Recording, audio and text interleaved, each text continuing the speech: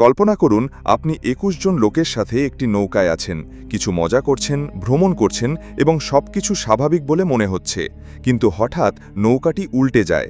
আপনারা সবাই জলে পড়ে যান এবং চারপাশে আপনার কল্পনার চেয়েও বেশি কুমির রয়েছে। চারদিকে কেবল জল, রক্ত এবং ক্ষুধার্ত চোখ অপেক্ষা করছে। তুমি সাঁতার কাটতে পারো না, দৌড়াতে পারো না, মাঝখানে শুধু একটা পাথর আছে, আর এটাই তোমার শেষ আশা। এটা কোনো সিনেমার গল্প নয়, এটা অস্ট্রেলিয়ার কুমির অধ্যুষিত একটি হ্রদে ঘটে যাওয়া একটি সত্য ঘটনা।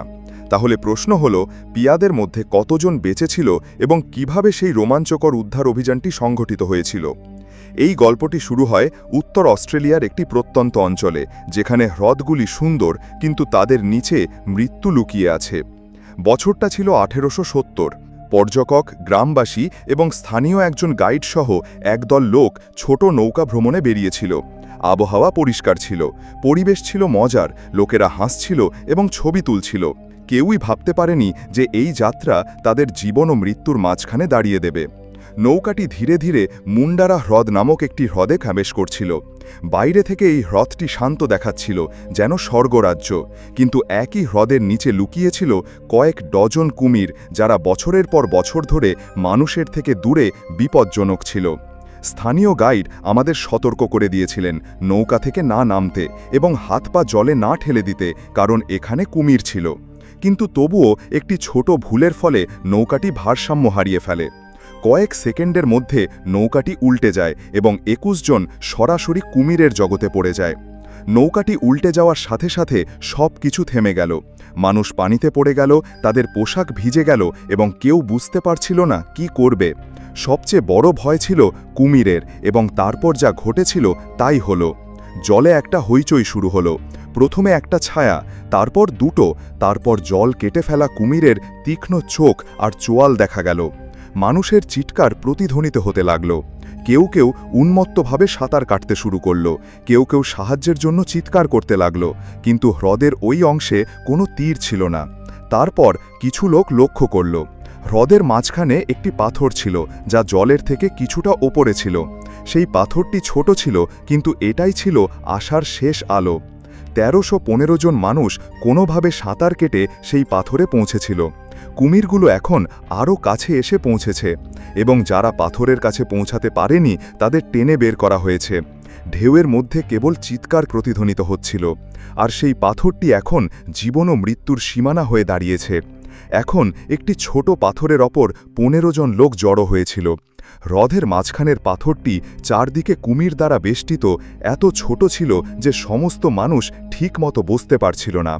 ওপর থেকে রোদ জ্বলছিল, তৃষ্ণার দারণে গলা শুকিয়ে যাচ্ছিল, এবং নিচে কুমিররা ক্রমাগত বৃত্তাকারে সাঁতার কাটছিল, যেন কারো পতন এবং ভোজ শুরু হওয়ার অপেক্ষায়।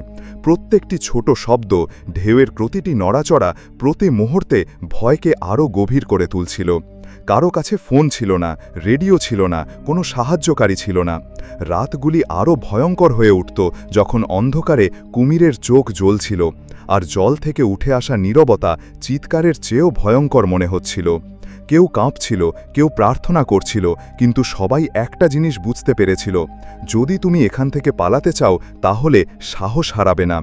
৩ দিন কেটে গেছে এবং পাথরের উপর বসে থাকা লোকদের অবস্থা আরও খারাপের দিকে এগিয়ে গেছে। রোদে পোড়া মুখ, শুকনো ঠোঁট, ক্লান্ত শরীর এবং সবচেয়ে বিপজ্জনক জিনিস, ভয় এবং আশার মাঝখানে আটকে থাকা মন। তখন এক অলৌকিক ঘটনা ঘটল। কাছের এক গ্রামের একজন জেলে হ্রদে ভাসমান একটি ব্যাগ এবং ভাঙা নৌকার টুকরো দেখতে পেলেন।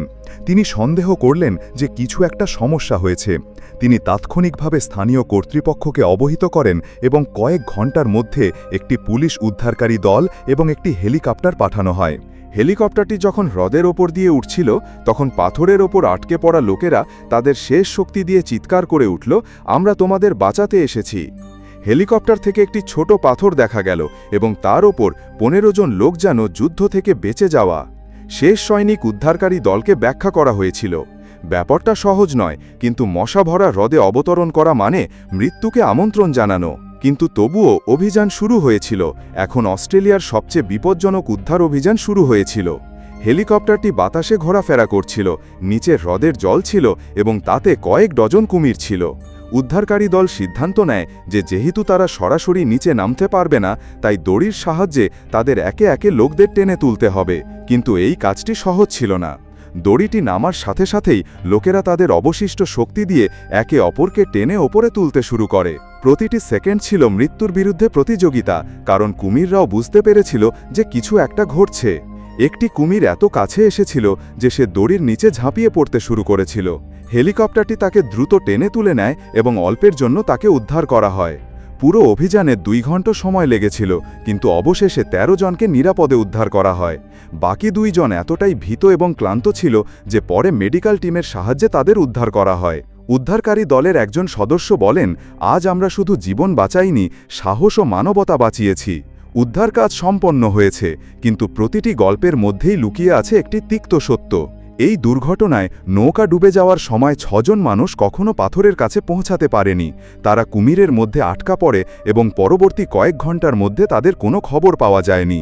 উদ্ধারকারী দল পুরো হ্রদে তল্লাশি চালায়, কিছু জায়গায় রক্তের দাগ, কিছু জায়গায় কাপড়ের টুকরো, কিন্তু সেই লোকেরা আর ফিরে আসেনি। তাদের পরিবারের জন্য এটি কেবল একটি দুর্ঘটনা ছিল না, এটি ছিল সবকিছুর ক্ষতি। এই দুর্ঘটনার খবর মিডিয়ায় ছড়িয়ে পড়ার সাথে সাথে অস্ট্রেলিয়া জুড়ে ক্ষোভের সৃষ্টি হয়। লোকেরা জিজ্ঞাসা করতে শুরু করে, এত বিপজ্জনক হ্রদে বোতলজাতকরণের অনুমতি কেন দেওয়া হয়েছিল? কেন কোনো সতর্কীকরণ বোর্ড ছিল না? কেন কুমিরদের জন্য কোনো নিরাপত্তা ব্যবস্থা ছিল না? সরকার তদন্তের নির্দেশ দেয় এবং মুন্দারাকে ঝুঁকিপূর্ণ অঞ্চল ঘোষণা করা হয়। কিছু সময়ের জন্য সেখানে বোতলজাতকরণ সম্পূর্ণরূপে নিষিদ্ধ করা হয়েছিল, কিন্তু যারা সেখানে গিয়েছিলেন তারা আর ফিরে আসেনি। তাদের নাম এখন হ্রদের তীরে একটি স্মারক ফলকে লিপিবদ্ধ আছে। এখানে লেখা আছে যে তারা তাদের সাহসকে স্যালিউট করে এবং এটি আমাদের অবহেলার প্রমাণ। সেই পাথর থেকে জীবিত ফিরে আসা 15 জনের জীবন আর কখনো আগের মতো হবে না। কিছু মানুষ মাসের পর মাস দুঃস্বপ্নের মতো হ্রদে ফিরে যেত। অনেকেই হতাশা এবং মানসিক আঘাতের সাথে লড়াই করত এবং কেউ কেউ আবার জলের কাছে যাওয়া বন্ধ করে দিত। কিন্তু কেউ কেউ এই দুর্ঘটনাকে তাদের সাহসের উদাহরণ বানিয়েছেন। বেঁচে যাওয়া একজন ব্যক্তি বলেন, যখন আপনি মৃত্যুকে আপনার সামনে দেখেন তখন আপনি ছোট ছোট জিনিসের গুরুত্ব বুঝতে পারেন। এক ফোঁটা জল, শুকনো জমি, প্রিয়জনের কণ্ঠস্বর, এই সব কিছুই জাদুর চেয়ে কম মনে হয় না। এই বেঁচে যাওয়া ব্যক্তিরা স্কুল এবং কমিউনিটি প্রোগ্রামে গিয়ে নিরাপত্তা সচেতনতা ছড়িয়ে দিতে শুরু করেছিলেন। তারা শিশুদের শিখিয়েছিলেন যে প্রকৃতিকে কখনোই হালকাভাবে না নিতে। প্রকৃতি সুন্দর, কিন্তু এর রাগ বিপজ্জনক হতে পারে। এই দুর্ঘটনা আমাদের শিখিয়েছে যে জীবন খুবই ভঙ্গুর, ছোট্ট একটা ভুলের ফলে মুহূর্তেই সব কিছু বদলে যেতে পারে। তো বন্ধুরা, এটা ছিল সেই 21 জনের সত্যিকারের গল্প, যেখানে প্রকৃতির সৌন্দর্যের আড়ালে মৃত্যুর ভয় লুকিয়েছিল, কিন্তু মানুষের সাহস তাকে পরাজিত করেছিল। এই গল্পটি আমাদের শিখিয়েছে যে প্রকৃতিকে কখনো হালকাভাবে নেবেন না, আর জীবনকে কখনো হালকাভাবে নিও না। ভিডিওটি ভালো লাগলে লাইক, শেয়ার এবং সাবস্ক্রাইব করুন। এরকম আরও গল্পের জন্য পরবর্তী ভিডিওতে দেখা হবে।